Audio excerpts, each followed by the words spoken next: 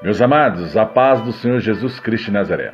Ainda falando sobre a escola de profetas, vamos entender sobre o atalaia. O que significa a palavra atalaia? O que é, amado, sentinela? O que fazia o atalaia? O atalaia precisa estar atento? O atalaia de Deus, qual a sua missão? O cristão também precisa ficar em vigília? Somos atalaias desta geração? Ser atalaia é uma grande responsabilidade? A vigilância é segundo a Bíblia? Qual a importância da vigilância na vida cristã? Vigilância espiritual e a volta de Cristo? Para que vigiar? Faça essas perguntas a você mesmo hoje, amado. Em nome de Jesus, eu espero que eu venha te responder alguma delas nessas explicações abaixo. Porque o atalaia, amado, é um termo de origem árabe. O significado significa torre de vigília. Significa qualquer lugar mais elevado, um ponto alto, aonde se vigia algo ou alguém. O termo também significa a pessoa que está encarregada de vigiar determinada área, determinada região. Neste caso, o sinônimo de atalaia significa sentinela ou vigia. Temos que vigiar. A Bíblia fala que é melhor vigiar do que orar. O sentinela, amado, significa um homem ou uma mulher que Deus chamou, como chamou a Ezequiel, como chamou a Isaías, como chamou a Débora, como chamou a Ruth, a interceder, entrar no meio, tapar as brechas de um povo, de uma nação, de uma igreja. No sentido espiritual, amado, o atalaia é alguém que avisa as pessoas que precisa deixar o pecado. E pecado é tudo aquilo que não provém de fé, conforme Romanos, capítulo de número 14, verso 22 e 23. Porque as pessoas têm uma noção errada de pecado. Ora, pecado é tudo que não provém de fé, porque por fé tudo é possível que crê. Mas nós não podemos fazer nada se Deus não for conosco. Então, obedecer a Deus é o princípio de sabedoria. E o que significa estas coisas? Ora, o atalaia é a pessoa que ficava de sentinela na cidade para avisar do perigo.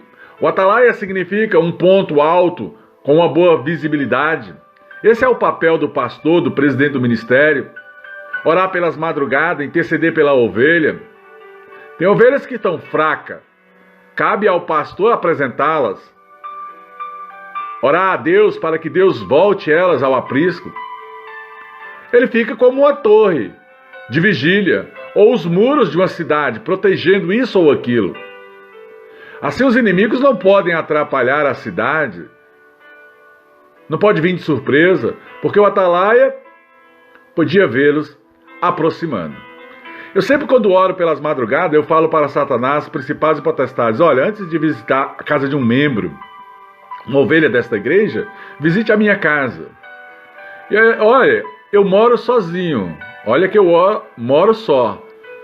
É uma região remota, zona rural. Oh, remante que aça, se você entendesse esses mistérios. Sim, amado. O turno de trabalho, a Bíblia fala: eu amo os que me amam, os que de madrugada me buscam, me acharão. O atalaia, ele tem que entender o poder da oração pela madrugada, as vigílias do dia, conforme todo o livro de 1 Timóteo, 2 Timóteo. Porque ele tem que gerar segurança para a cidade, para a igreja, para o país, através das suas orações. Porque a palavra do Senhor diz que sob a oração, segundo a palavra, Deus vela para cumprir. Ele fala assim: olha, tudo que pedir crendo, em meu nome isso vos será feito. Isso é oração.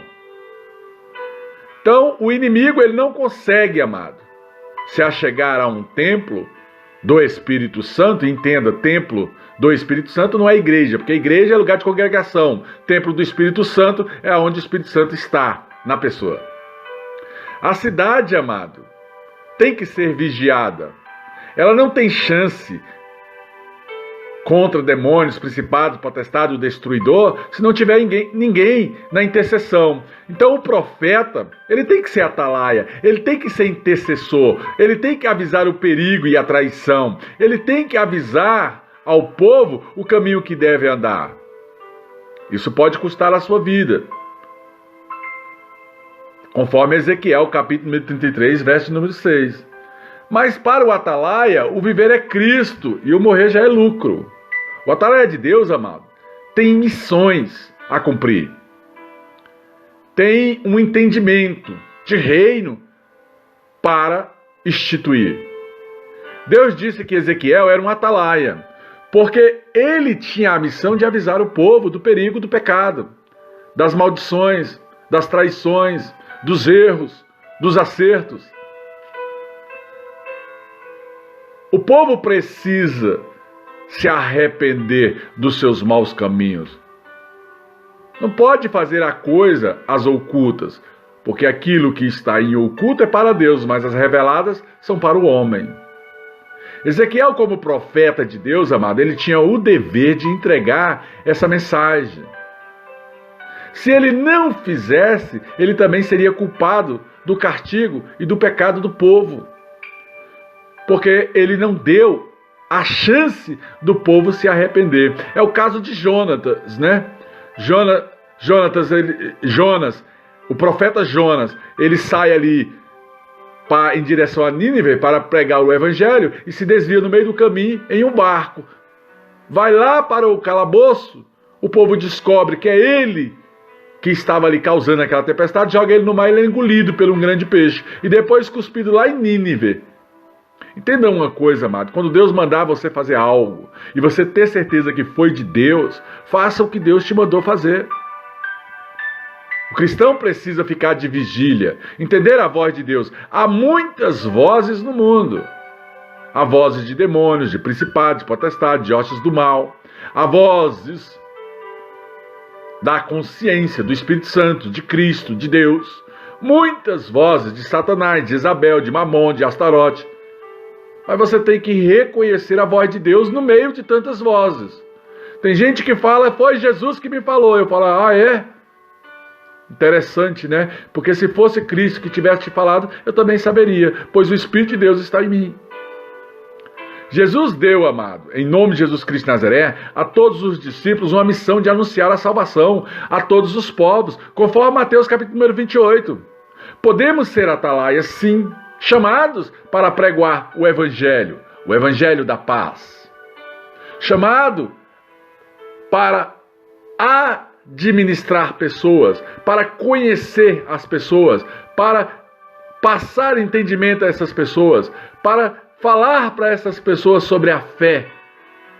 A salvação, amado, em Cristo, não é algo que podemos guardar só para nós. Pessoas estão dentro das suas casas, vão para a igreja, voltam do mesmo jeito e não conseguem lançar uma semente sobre a terra. Não consegue regar um jardim, não consegue regar o coração de uma vida, não consegue pregar o evangelho. Cuidado, amado, você foi chamado para ser atalaia sobre essa nação. Outras pessoas precisam ouvir o que a Bíblia Sagrada diz. Às vezes nós, como homens e mulheres de Deus, não estamos em todo lugar, porque não somos onipresença, não somos onipotência, não somos onisciência. Mas um membro da igreja vai estar em algum lugar que Deus mandar. E nesse momento você tem que ser atalaia com grande responsabilidade de falar a verdade. Para fazer um bom trabalho, fazer o bem, precisamos ficar atento ao que Deus está falando nas igrejas, na ministração. Às vezes você passando uma ministração que é falada na igreja, você já está ali edificando uma vida, direcionando ela ao sucesso. Para isso devemos orar, ler a Bíblia o tempo todo e ficar atento à voz de Deus. Vamos vigiar, amados, segundo a Bíblia. Vigiar significa observar, prestar atenção. O verbo vigiar, traduzido ali, no mínimo, em 5 palavras no Antigo Testamento, pelo grego, pelo hebraico. Vigiar, amado, é aplicar em diferentes contextos a vigilância, a observação, o domínio próprio. Mas o mais importante na vida prática cristã é aquele no sentido de vigiar, implica na ideia de ficar acordado, olhos abertos. Está em alerta o tempo todo, amado. O diabo, o inimigo da vossa alma, anda ao teu derredor buscando a quem possa tragar. O objetivo de evitar o comportamento negligente ou indolente que pode levar alguém a cair em alguma cilada ou ceder a alguma tentação que acaba enfraquecendo a sua fé, o seu ministério. Conforme aí Mateus capítulo 24, 1 Coríntios capítulo 16, 1 Tessalonicenses capítulo 5, Apocalipse capítulo 3, 16. Todos nós precisamos vigiar. Espiritualmente falando, precisamos vigiar. Vigiar e depois orar. São inúmeras as recomendações bíblicas acerca da vigilância. Temos, amado, em nome de Jesus Cristo de Nazaré, com o papel de filhos de Deus, atentar para essas situações que Deus nos alerta, segundo a palavra dele. Diariamente somos submetidos a diversas tentações. E diante disso, nós temos que saber o que Deus pode transformar de maldição em bênção, o que Deus pode nos abençoar. Vigiando e orando, nós vamos saber essas coisas. Porque às vezes uma coisa tem a aparência de maldição e é bênção. Para que nós venhamos a nos desviar das tentações, nós temos que entender a palavra de Deus. Eu só vou até onde Deus me autoriza a ir. Aonde Deus não me autoriza a ir, eu estou fora. Conforme Mateus capítulo 26, que diz sobre a vigilância.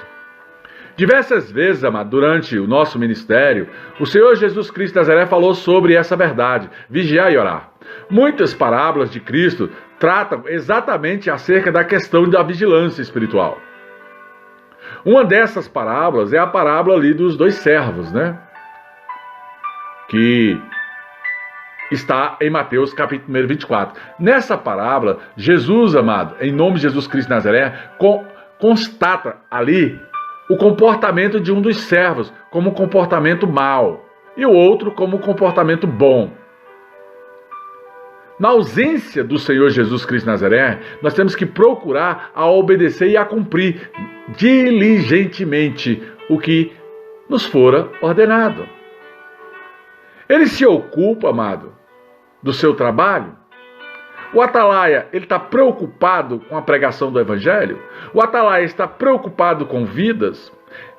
Porque quando a gente trabalha por reino, conforme Mateus capítulo 20, o próprio Senhor Jesus nos abençoa na nossa vida secular. Tudo que a gente faz começa a dar certo, por causa de Mateus 20. É uma promessa de quem está na vinha. Então, quem é atalaia, quem é profeta, tem que estar vigilante, sabendo que o Senhor Jesus retornará em breve e vai cobrar os ministérios. Já o mau servo, amado, ele não aprecia a vigilância. Ele vive como se nunca terá que prestar conta ao Deus Todo-Poderoso. Mas certamente um dia essa prestação de contas chegará.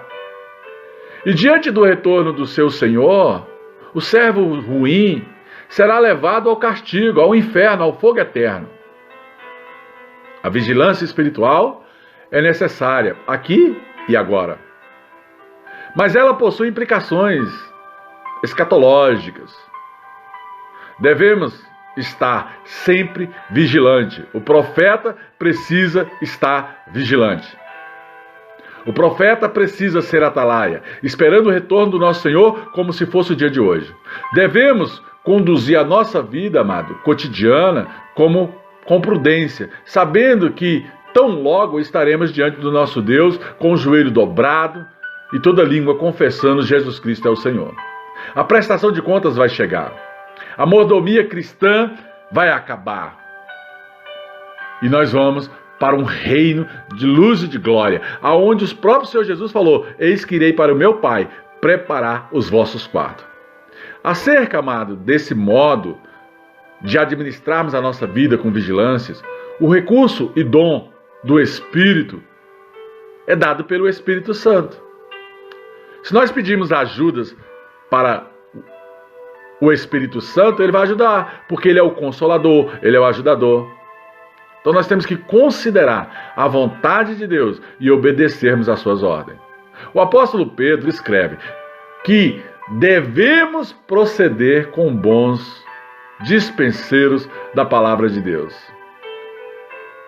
na multiforme graça do Evangelho, conforme 1 Pedro capítulo 4. O apóstolo Paulo também exorta acerca desse princípio, lá em 1 Coríntios capítulo 4. Além disso, quanto mais tivermos ciência da vontade do Senhor, mais seremos cobrados acerca da nossa obediência e postura de prudência e vigilância, conforme Lucas capítulo de número 12. A vigilância espiritual, amado, em nome de Jesus Cristo de Nazaré, até a volta de Cristo, é necessário para todo profeta, para todo servo, para todos aqueles que entram dentro da casa do Senhor, para todo diácono, obreiro, para todo pastor, para todo bispo, apóstolo, para todo missionário e todos aqueles que participam da obra de Deus e da vinha do Senhor, conforme Mateus 20. A mensagem central da parábola que Jesus aqui cita, de fato aponta para a realidade do seu retorno. Mas isso acontecerá? Claro que sim. A Bíblia responde a esta pergunta dizendo que o dia desse evento pertence somente a Deus, conforme Mateus capítulo 24. O próprio Senhor Jesus falou através dessa parábola sobre essa questão, na parábola do ladrão que vem à noite. Jesus comparou o dia da sua vinda com uma chegada imprescindível de um ladrão que assalta uma casa à noite, conforme Mateus capítulo 24. Jesus diz que seu Pai, somente Deus, sabe o dia desta vinda. Jesus também diz que se o pai de família soubesse o momento que o ladrão vinha, ele não sairia de casa, ele vigiaria. Ele certamente, amado, ficaria de plantão. Desta forma, ou desta maneira, diz o Senhor Jesus, o Filho do Homem, adivinhe, a hora que você não pensar, ele está chegando. Mateus capítulo 24. Então, amado, como podemos estar aguardando adequadamente esse momento? Vigiando. Profeta, homem de Deus, mulheres, até as pessoas da vida secular que não vão muito à igreja, tem que andar em vigilância, é claro. Conforme o apóstolo Paulo escreve, através da prudência e vigilância espiritual, os crentes não serão surpreendidos com o retorno de Cristo, conforme 1 Tessalonicenses capítulo 5. Ele não sabe, amado. Nós não sabemos o dia em que o Senhor adivinha. O dia que ocorrerá, assim como um raio brilha do Oriente ao Ocidente, assim será a vinda do nosso Senhor Jesus. Então nós temos que vigiar, ser prudentes no dia a dia, não se desviar do Evangelho. Tem gente que se desvia do Evangelho e está perdendo o seu galardão. Jesus disse, para vigiar e orar, porque nossa carne é fraca. Entenda, eu, como homem de Deus, tenho uma carne fraca. Eu me fortaleço por causa do joelho. Enfrentamos muitas tentações, amado, dia a dia. Mas quando vigiamos e oramos, ficamos fortes para resistir às tentações, porque a carne é fraca, tanto a minha como a tua. À noite em que foi preso, Jesus foi para o jardim do Getsêmani com os seus discípulos para orar. Mas quando ele orava sozinho, os discípulos adormeceram. Quando voltou, Jesus os repreendeu e avisou. Ora, nem uma hora consegue vigiar comigo? E aí vem um mistério. Durante a noite, após a meia-noite ali, para você vigiar, tem que ser no mínimo 1 hora de oração. Senão você vai adormecer. Dobra o teu joelho cansado e ore 1 hora diante de Deus. Os discípulos, amados, não vigiaram. Quando Jesus chega, a hora ali perto deles, por 3 vezes, eles, por não estar vigilante, eles se adormecem. E ao adormecer, chega aquela guarda pretoriana a guarda romana e prende Cristo. Interessante, né? Que os discípulos, quando viram isso, eles não estavam prontos, foram apanhados de surpresa, não estavam vigilantes. Pedro negou Cristo por 3 vezes, os outros apóstolos tudo correram para um lado para o outro. Então faça essas perguntas a você mesmo. Você está pronto para ir para o reino, para servir a Deus em espírito e verdade? Você está vigilante? E quando eu falo de vigilância, é você fazer só aquilo que Deus quer que você faça? Aquilo que Deus for com você, por isso você tem que orar e orar muito? Você fica em alerta, amado? Você avisa o povo? Você alerta sobre o Evangelho? Você é um atalaia? Ou você simplesmente é um membro de igreja e não fala de ninguém e nem com ninguém sobre o Evangelho? Aleluias! Entenda esses mistérios. Seja chamado de bem-aventurado. A graça e a paz. Aleluias! Oh, graça e paz. Aleluias! A graça e a paz, meus amados. Graça e paz.